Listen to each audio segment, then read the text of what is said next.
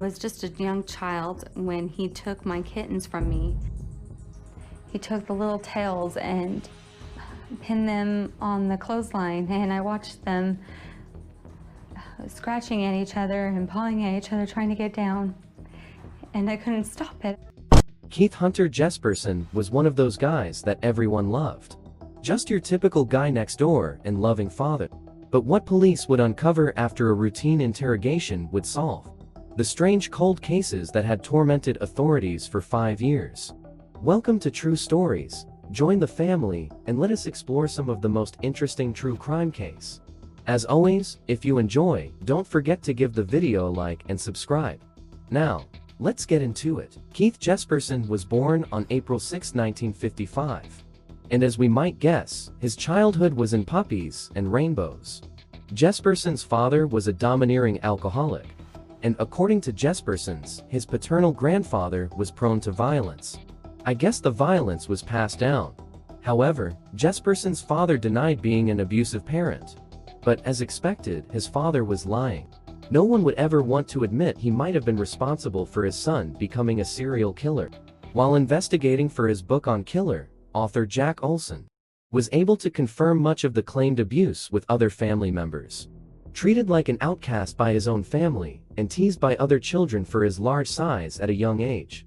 Jesperson was a lonely child who showed a propensity for torturing and killing animals. After moving to Sala, Washington, United States, he had trouble fitting in and making friends because of his large size. His brothers did not help him. Instead, they nicknamed him Igor, or IG, a name that stuck throughout his school years. Because of this, Jesperson was a shy child, content to play by himself much of the time. He definitely had enough time on his hands to build up dark fantasies. Keith would often get into trouble for behaving badly, sometimes violently, and would be severely punished by his father. This included beatings, sometimes with a belt in front of others. And in one case, he received an electric shock. At a very early age, as young as 5, Jesperson would capture and torture animals. He enjoyed watching animals kill each other, as well as the feeling he got from taking their lives. This continued as he got older. Jesperson would capture birds and stray cats and dogs around the trailer park, where he lived with his family, severely beating and then strangling them to death. Something for which he claims his father was proud of him. And if you think it couldn't get any worse, he did all this sometimes in front of his daughter. Up the Old Scenic Highway, my father said, "I know how to kill someone and get away with it." So I thought maybe the detective magazines was something he's really into, the forensics and crime, maybe he's into that. The same route that we would take going to the Oregon coast is where he disposed the first victim. Just this way over that direction. As many drug addicts, Jesperson began to want a bigger dose. He said he often thought about what it would be like to do the same to a human. That desire manifested in 2 attempted murders. The first happened when Jesperson was around age 10, when he was friends with a boy named Martin. The two would often get into trouble together, and Jesperson claimed he was often punished many times for things Martin had done and shifted the blame. This led Jesperson to violently attack Martin until his father pulled him away. He later claimed his intention was to kill the boy. This should have been a big red flag that perhaps Jesperson needed bigger help. Approximately 1 year later, Jesperson was swimming in a lake when another boy held him underwater until he blacked out. Sometime later, at a public pool, Jesperson attempted to drown the boy by holding his head under the water until a lifeguard pulled him away. Jesperson also reported that he was raped at age 14. Although Jesperson was not successful with girls in high school, having never even attended a school dance or his prom, he did enter into a relationship after high school. In 1975, when Jesperson was age 20, he married Rose Hugh, and the couple had 3 children, 2 daughters and 1 son. Jesperson worked as a truck driver to support the family. Several years later, Hugh began to suspect Jesperson was having affairs when strange women would call. Tension in the marriage increased, and after 14 years, while Jesperson was on the road, Puck packed up her and her children's belongings and drove 200 miles away to live with her parents in Spokane, Washington. The oldest child, Melissa, was 10 years old. Jesperson continued to spend time with his children when he was in town. The couple divorced in 1990. Keith soon sought work again as an interstate truck driver after relocating to Cheney, Washington. Jesperson soon realized that this job afforded him the opportunity to kill without being suspected. Jesperson's first known victim was Tanja Bennett. On January 21, 1990, near Portland, Oregon, United States. He introduced himself to Bennett at a bar and invited her to a house he was renting. After getting in an argument with Bennett, he strangled her to death with his hands and disposed of her body. We washed the blood off the wall and tried to forget about it. What happened with the first murder? I picked up a woman at a bar, took her home. We were drinking beer a lot that day. Took her home. I thought I was going to get lucky.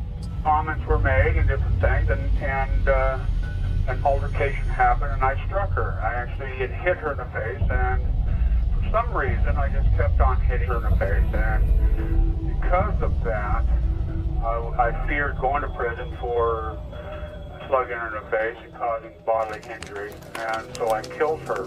You meant to kill her? I meant to kill her to cover up the assault. You say it very matter-of-factly, with no remorse or a hint of remorse. It's a matter of fact, that's what it is. The body up there in the Columbia River Gorge, I had tied a rope around its neck, mostly to, I didn't know how the body reacted when you start moving it. Early in the investigation of Bennett's murder, news reports surrounding her death and saw it as an opportunity to force an end to the long-term abusive relationship she had been in with her live-in boyfriend, John Cisniewski. Pavlinak set up a meeting with investigators and gave a false confession, using the details she had read in the newspaper to give a detailed story of how Cisniewski forced her to help him murder and dispose of Bennett's body. They were both arrested on March 5, 1990, and both were convicted of the murder on 8 February, 1991.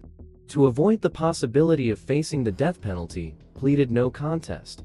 He was sentenced to life in prison, while Pavlinak was sentenced to no less than 10 years, much more than she had anticipated.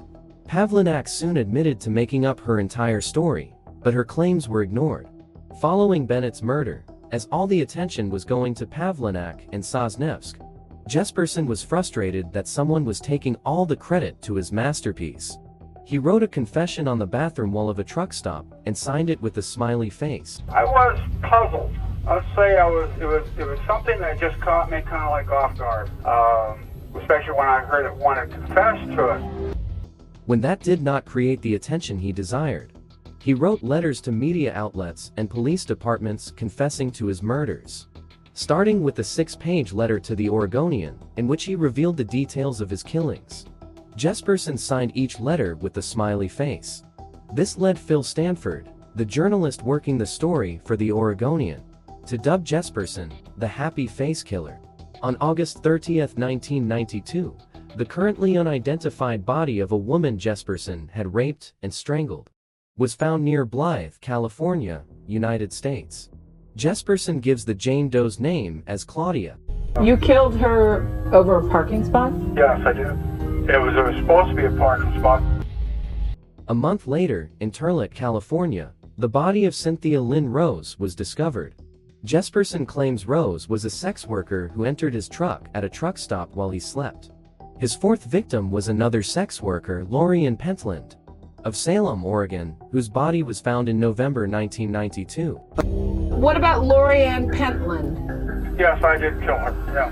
Her attitude was like her life was all hell and she didn't want to be around and she wanted me to feel sorry for her, and I just, well, you know, I can kill you because you put you out of your misery, and she said go for it, so I did. She asked you to kill her? Well, I told her that, you know, if your life's so bad, why don't you just end it? What about Lorianne Pentland? According to Jesperson, Pentland attempted to double the fee she charged for the sex he had been engaged in with her. She threatened to call the police and he strangled her. I'm seeing a pattern here. Jesperson always has a justifiable excuse on why he kills his victims, as if it somehow redeems his character. Jesperson killed his next victim in June 1993 in Santanella, California. She was an unidentified woman who, he claimed, was named Carla or Cindy. Police originally considered her death a drug overdose. In September 1994, another Jane Doe was found in Crestview, Florida. Jesperson claims that her name was Suzanne. Is she the victim that you tied under the truck? Yes, she is, yeah. Why did you do that? I felt that by dragging her under the truck, that I would destroy all evidence of who her identity was. Did you choke all of the women? Yes, I did, yeah. Why did you choke them? That's what I had done with the first one, so I never changed. It worked the first time, so I went to the second and third, fourth, and fifth, sixth, and seventh. Jesperson became a suspect after Julie Winningham was found dead, since he was known to be her boyfriend. Jesperson's son attempted unaliving himself, but ended up confessing to Winningham's murder. Before his arrest, he also wrote a letter to his brother that admitted, "I am sorry that I turned out this way. I have been a killer for 5 years and have killed 8 people."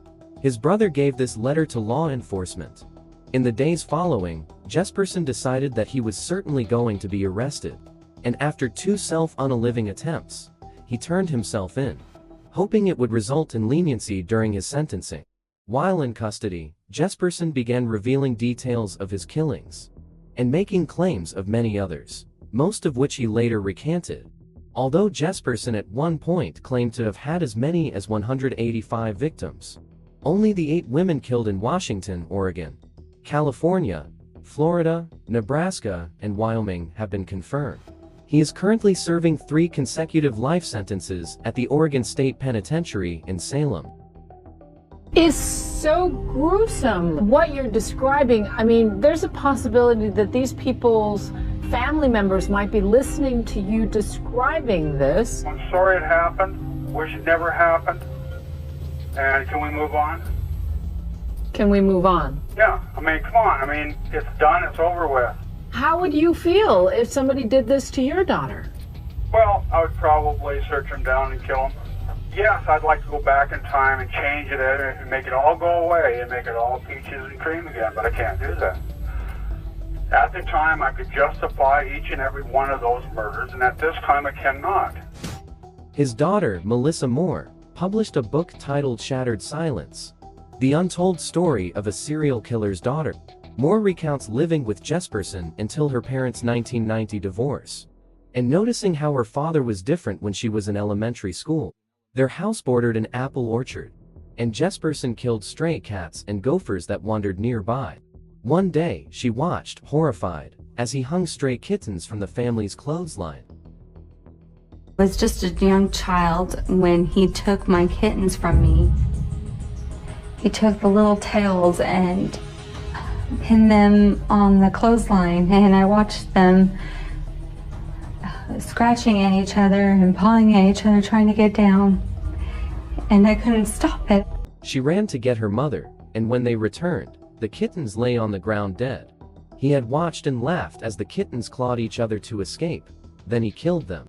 I guess Melissa's mom was lucky to get her children far away from this monster. Who knows how they would have turned out if they were raised by him. We've come to the end. I hope you enjoyed, and as always, be sure to subscribe and give the video a thumbs up. Till next time.